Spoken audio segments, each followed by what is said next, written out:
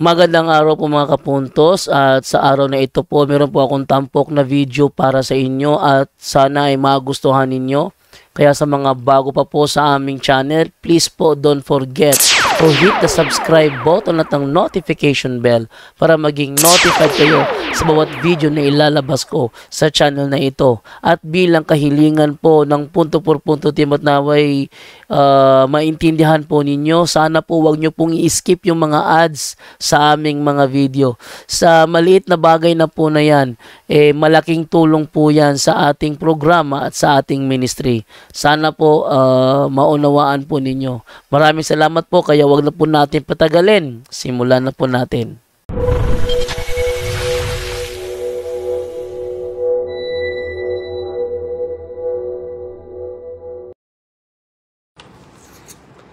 Hello mga kapatid. Kumusta po ang pag-ibig at kapayapaan ni Kristo ang maghari sa ating puso at damdamin? Magandang gabi sa inyong lahat. Kumusta po? Bago tayo matulog, sana po ay nagro-rosaryo na po tayo. Okay. So ngayon, ang isi-share ko po sa inyo, ito po, the magnetic power of our emotion. So, kung hindi natin ito alam, ay masisira yung araw natin. Kung hindi natin ito alam,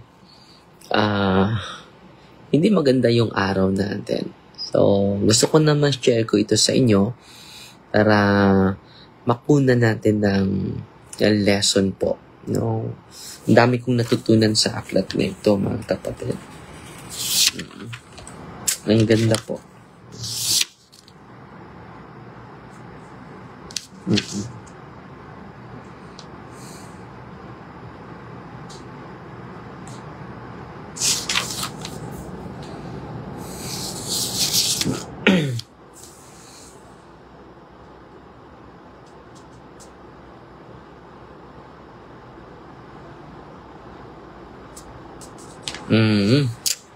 Ito po, ang ganda nito. Unang-una, si Mary Ann Albi Aquino, unta manotis ko nimo Father no po. At si Aida Inudio. Ano sa atin si Sir Imper, si Alex Mahusay. Kumusta Father? Mabuti naman si Tiffany Dama. Good evening, Father. Si Marie Cris Sutasio. Si Hilin Diaz. So, quick live lang po tayo, no? Quick live lang po tayo. Ang ganda po ng isi-share ko sa inyo ngayon. Unang-una, mag-ingat po tayo sa ating emotion because, the magnetic power of our emotions. So, mag-magnetize yan, i-gather niya yung related pattern of our emotion. At dapat aware tayo nito para we become master of our emotions. Ang ganda po, mastering our emotion po. Okay? Si Junior Delerio, Father, maayo untang makaduaw kas among church sa Asturias, Cebu. In God's time po. No, next year na po ako tatanggap ng mga series of talks.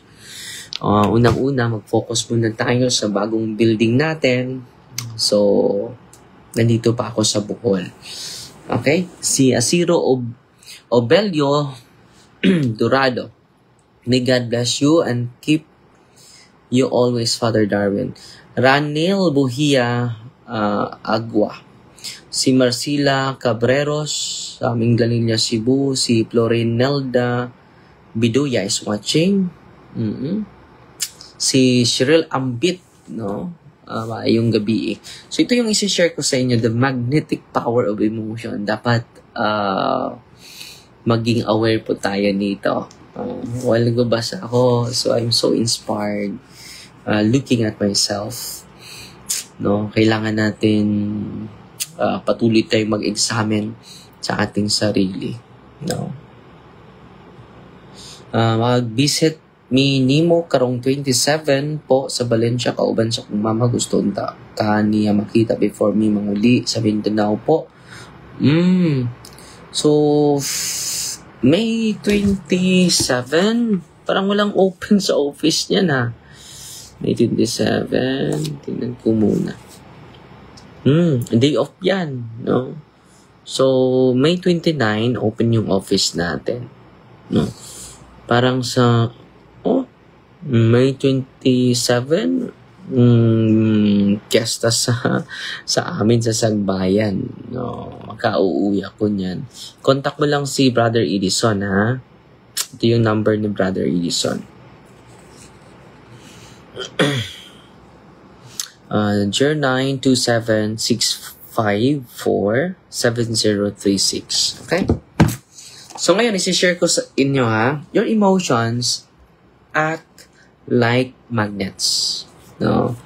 Kita nyo yung magnet na lahat ng mga yung mga putaw, ang Tagalog ng putaw, no? ay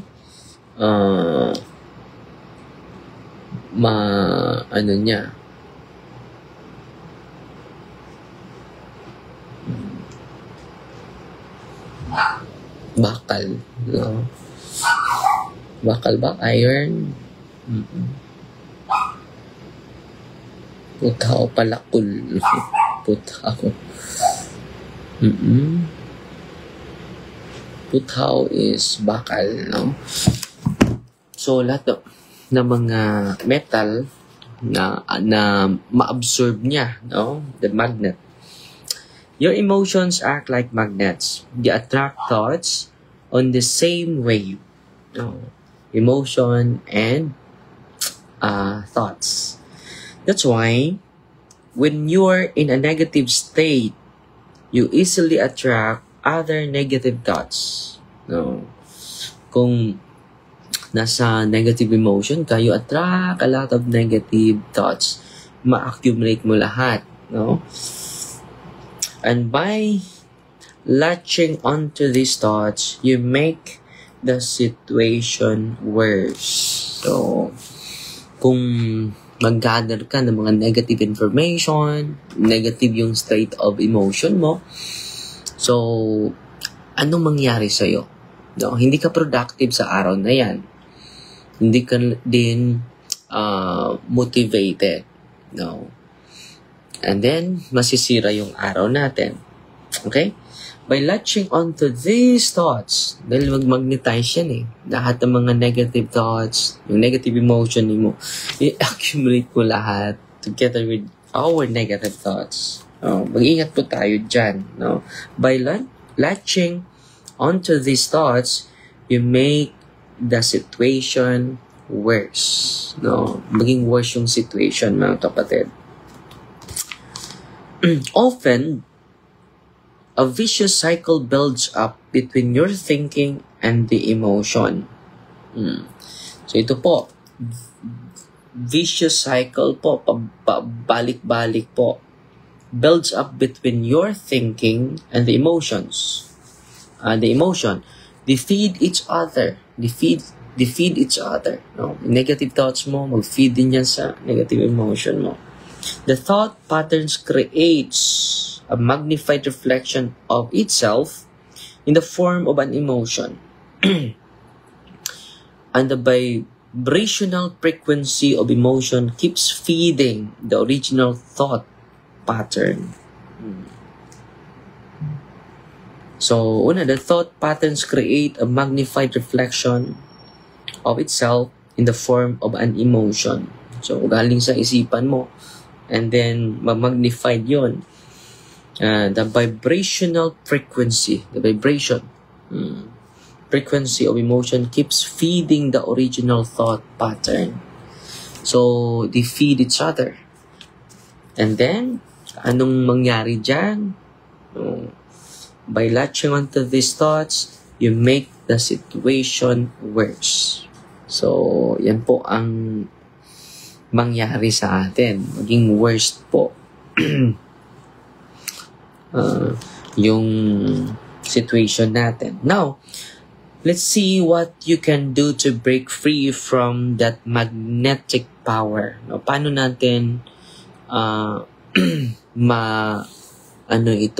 ma-break ito? No, merong prayer sa exorcism na I break the seal. Breaking, how to break this magnetic power of emotion. No, ang ganda na.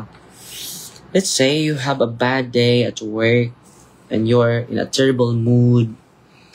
So, bad pa yung araw mo and then you have a terrible mood, galit na galit ka, depressed ka. The negative state you're in causes you to attract more negative thoughts. So, dahil sa negative emotion mo, mo reinforce din. You can attract a lot of negative thoughts. No? Suddenly, you fixated na tayo on the fact you are still single. Example lang ito. At 30 and start beating yourself up over it. Then you blame yourself for being overweight. Example lang ito. When you always remember you have to go to the office following Saturday, which reminds you how much your job, a lot of na-stop na yung mga job mo, mga trabaho mo. Do you see how much easier it is to attract negative thoughts when you're feeling low? No, yung emotion natin is down and down, kapatid. To prevent this from happening, must remove the habit of clustering negative thoughts together. So, ano ang dapat gawin natin? To prevent this from happening, must remove the habit of clustering. Hindi natin i-cluster, hindi natin i-gather, hindi natin i-accumulate, hindi natin dagdagan yung ating negative state by accumulating and attracting negative thoughts. No? Example, yung mga witness natin natatakot, no? Because they entertain a lot of negative thoughts. Sabi ko, hindi naman yan mangyayari. Kung mangyayari yan, doble yung kaso nila, no? Baka, Father, patayin kami, baka may mangyayari sa buhay namin, no? Kung mangyayari yan, doble yung kaso nila. Diba? So, anong gagawin natin to break this magnetic power of emotion? Una, sabi dito, must remove the habit of clustering. Habit po yan . Let us remove the habit of clustering negative thoughts together. Real life example. Example ito nasa aklat. I have knee problems which prevents me from practicing many sports. So may problema ako sa tuhod ko. Since I've always loved sports, these injuries have been a source of emotional pain. Fortunately, I seldom feel pain in my knees. But when I do, it can trigger negative emotions. One day, as I was observing my thought process, I realized experiencing pain in my knees negatively affected my mood. Kung sasakit na itong tuhod ko, ma-affected na yung mood ko, yung behavior ko, triggering more negative emotions in a negative feedback loop. The pain would cause me to focus on all the other things, and all the things that were going wrong to my work, to my personal life. So, mag-accumulate na yung mga negative na mga nangyayari. As a result, I would experience negative emotion for hours, or more than many hours. Not only hours, even days. No? So, dapat ma-break natin ito no? Paano natin ito i-break? Yun, no? Must remove the habit of clustering. Ito po. Remove the habit of clustering negative thoughts. So, as a result, anong mangyari? grabe yung nag-dwell yung negative emotion niya many hours, not only many hours, even days. So, sino nagsasuffer? Tayo din. So, let us now break the magnetic power of negative emotions. No? The point I am making is, no matter how great your life is, if you spend most of your time focusing on your problems, you'll become depressed. So, kahit anong successful mo pa, no?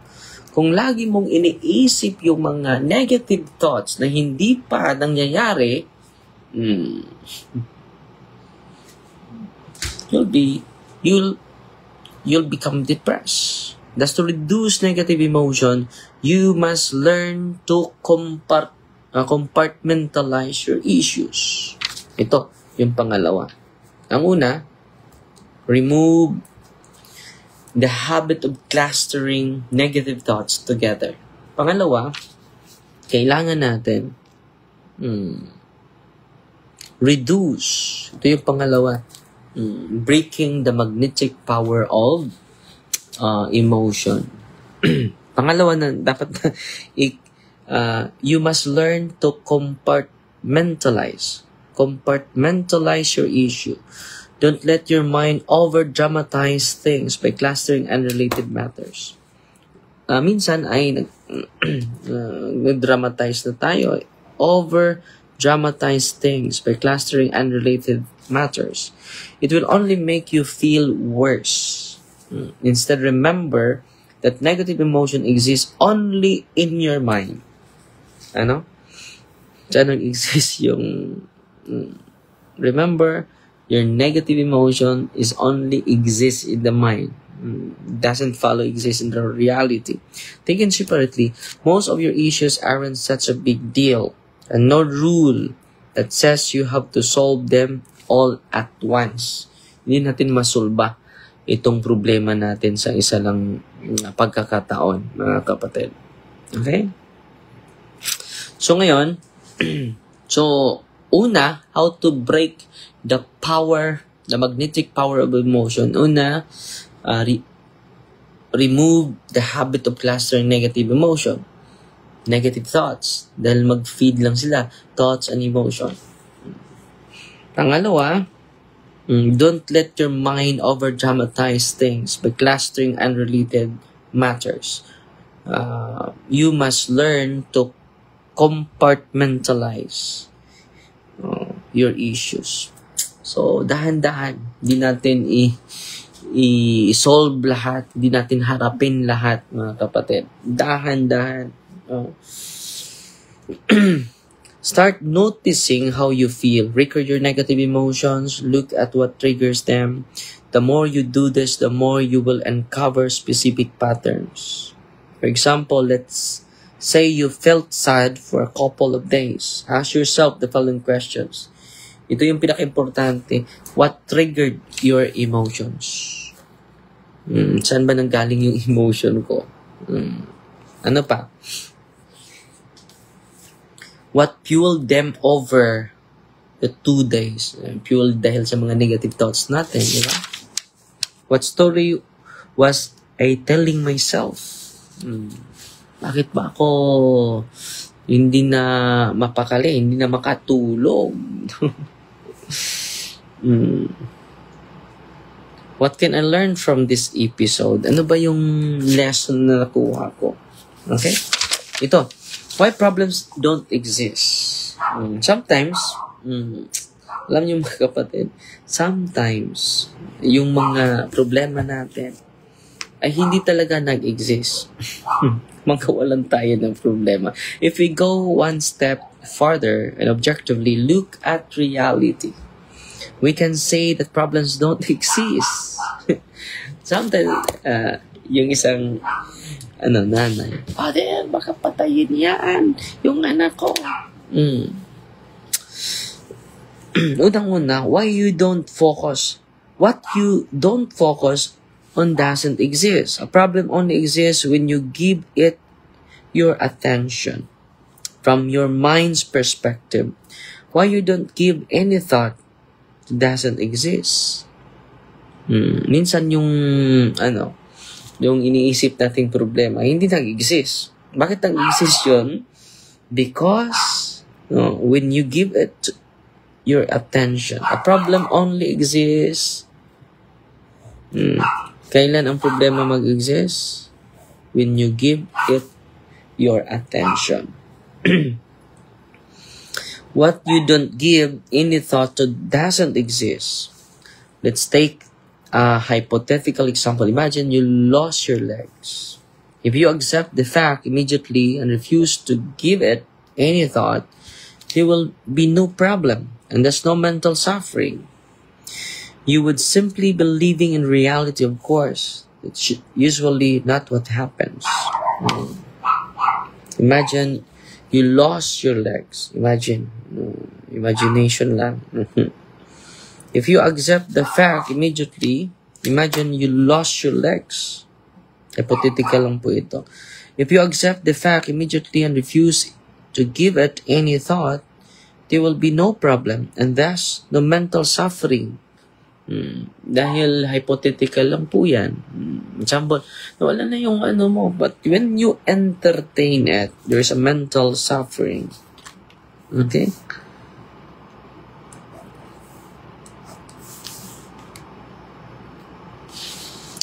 Too many of us are addicted to our problems. Instead of letting go, we complain. We play the victim. We blame other people, or we discuss our issues without doing anything to solve them. To reduce this mental suffering, we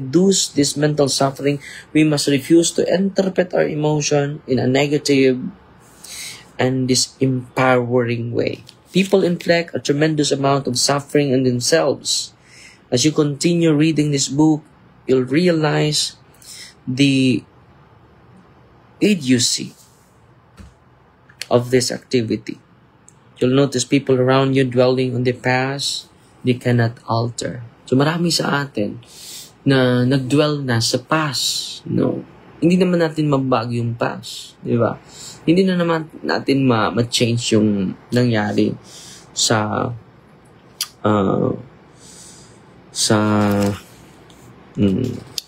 nakalipas na panahon. You'll see your family members and friends worrying about the future. They cannot predict. Worry na sila sa future nila. Ang dami mga tao ngayon full of anxiety kahit hindi pa nakarating o hindi pa na yung problema nila. You'll witness people having the same repeated thoughts, running in circles to fight a problem that exists only in their mind. For thousands of years, mystics have told us that problems are in our mind. They have repeatedly invited us to look within. Yet today, how many people are listening?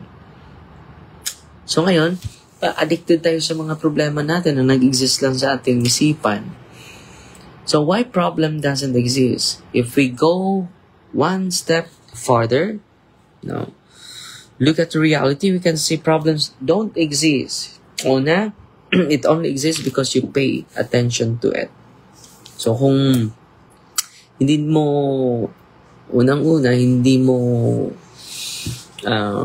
bigyan ng malaking atensyon, so problem doesn't exist. Problem exists only in time. The problem can only exist in the past or in the future. So, kailan nag-exist ang problema?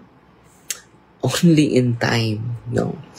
A problem can only exist in past or in the future. And where do the past and future exist? Saan nangyari yung past, nag-exist yung past at saka yung future? In our mind. No. It exists in the mind. To acknowledge a problem, you must use your thoughts. And thoughts exist in time, not in present moment. Wow, ganda nito ha. The problem exists only in time, and that time is past and future. To acknowledge a problem, you must use your thoughts. And thoughts exist in time, not in the present moment. Not in the present moment. Kung lagi mong alalahanin yung mga problema mo, it exists in the past and in the future. A problem needs to be labeled as a problem to actually exist. A problem exists only when you interpret a situation as being a problem. Otherwise, there is no problem. This concept may be hard to grasp at first, but it's a fundamental theory. In the next sections, we'll look at the different components affecting your emotions. So, ang ganda nito, no? So, unang-unang naintindihan ko dito. So, kung hindi ka mag-iisip ng specific na problema, yung problema natin, it also affects in our present when we entertain it. So, anong gawin natin to break this magnetic power of emotion? Let us stop and remove the habit of clustering negative thoughts together. Pangalawa, to reduce negative emotion, you must learn to compartmentalize your issues. Don't let your mind over-dramatize. Minsan ay nag-overthink tayo no? At hindi yan makatulong sa atin. Hindi yan makatulong sa atin. So, anong dapat natin gawin? I-examine natin yung sarili natin para we master our emotion. Kung ma-master na natin yung emotion natin, so marami na tayong magawa na maganda. So, maganda na yung resulta dahil you manage well we become master of our emotion. A lot of us are slave by our emotion. Now, dididiktahan tayo sa ating emotion. Ito yung gawin natin, ito yung sasabihin natin. We are dictated by our anger. No? So, Marilu Magno, I know, break lang, kadali, dindagan na po. Bago pa ni landing refuel. Salamat, Sister Sheila Love. So, yan po mga kapatid, no? Ang ganda ng aklat na ito. Ang aim natin dito to master our emotion. Dahil totoo naman na yung mga problema natin, ang problema natin talaga, it exists in the mind, no? It only exists in the mind. Example, yung yung nanay na pumupunta sa akin, Father, anong mangyari sa anak ko? No? Baka patayin niya, nag-witness against sa mga politician. At anong mangyari sa kanya? No? Tumawag itong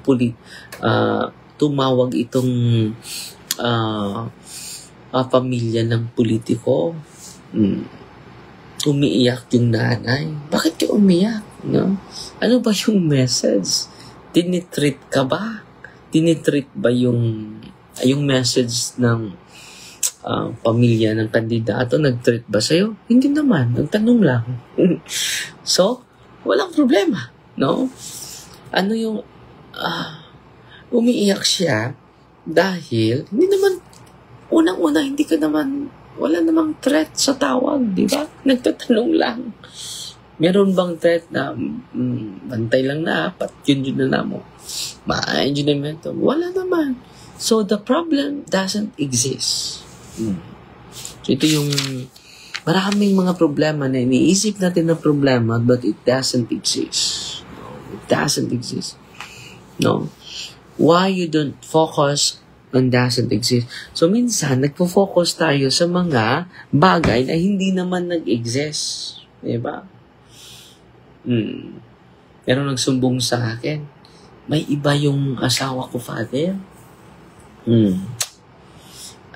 Intuition ko lang, Father. Dahil ganito, ganun ko. Sige. Ano ba yung ebidensya mo? May nakita ka ba? May nabasa ka ba sa text? At may nakita ka ba ng ibang cellphone? May katawag ba siya ng iba? Or may nag-report ba sa'yo na nakita niya na nagkasama sila sa babaeng ito? Wala naman, Father. Yung isipan ko lang nag-overthink ako. So, una-una, wag mo na yung problema. Hindi naman yung problema.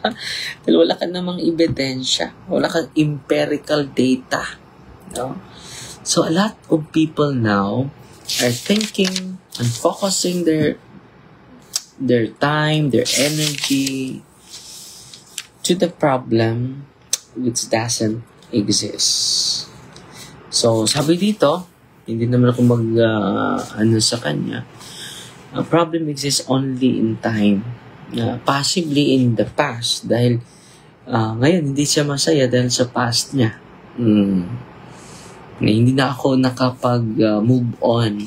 Dahil yung past ko ay, yung ex ko ay in love ako sa kanya. Hindi sinaktan niya ako. So, ngayon, you savor the mental suffering. So, anong gawin natin? Remove everything. Para yung the magnetic power of emotion of break natin, i-remove natin yan. Paano natin ma-remove? Dwell your present.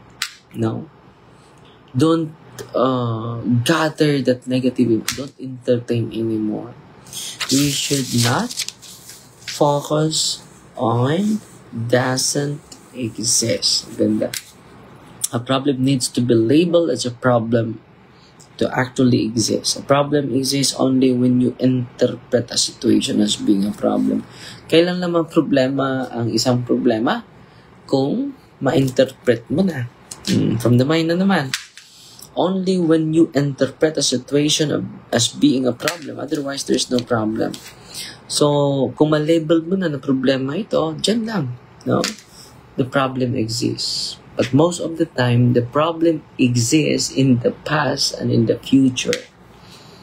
Kailan lang maging present yung problem mo?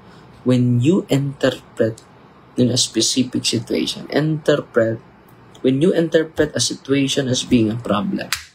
So, yung mind, grabe yung emotion, it magnetizes a lot of negative emotion. And then, it worsened your situation. So, yun lang sa muna mga kapatid At pasalamat tayo sa mga star senders natin. Ang sarap na matulog mga kapatid. Sheila Love, 100 stars. Si Marilu Magno, 500 stars. Si Army Parahis, 50 stars. Si Annie Layuhan, 88 stars. Si Pa Christine Jean Lagindam, 50 stars. Si Rona Jude, 200 stars. Salamat po. Si Anil Gallegos, 50 stars. Si Lucrecia Baral Kapili, 50 stars. Si Sheila Love, additional 200 stars. Si Lucrecia Baral Kapili, 100 stars. Si Malak Ganel, 200 stars. Si Mickey Che, asa na makapalit og book, Father, murag need na ako.